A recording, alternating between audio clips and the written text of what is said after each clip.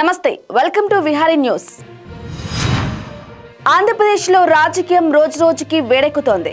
ఇప్పటికే అధికార ప్రతిపక్ష పార్టీల మాటల దాడులు చేసుకుంటున్నాయి.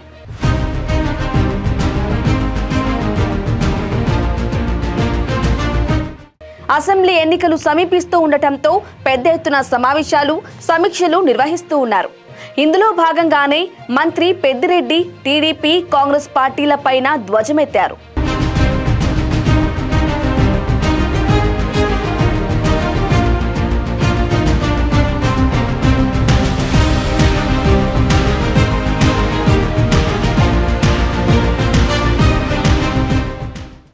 ఆంధ్రప్రదేశ్లో ఎన్నికల కోలాహలం మొదలైంది.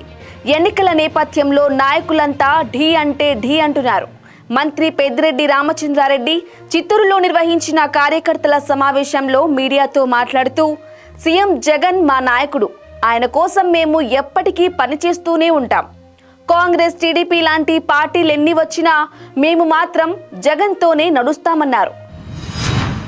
కాంగ్రెస్ పార్టీలో ఎవరున్నా చేరినా వారు మా పార్టీకి వ్యతిరేకంగా ఉన్నట్టే, కాబట్టి మేము వారిని ప్రత్యర్థులుగానే చూస్తామన్నారు. అలాగే సీఎం అవుతానని చంద్రబాబు ఇంకా పగటి కలలు కంటున్నాడు.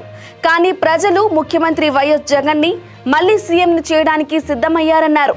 ఎన్ని కుట్రలు చేసినా టీడీపీ అధినేత చంద్రబాబు మళ్లీ సీఎం కాలేరని ఘాటు వ్యాఖ్యలు చేశారు. సీఎం అవుతానని చంద్రబాబు ఇంకా పగటి కలలు కంటున్నాడు.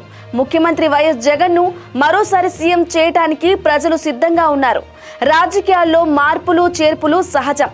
సీఎం జగన్ మా నాయకుడు, ఆయన కోసం మేము ఎప్పటికీ పనిచేస్తూనే ఉంటామని తేల్చి చెప్పారు.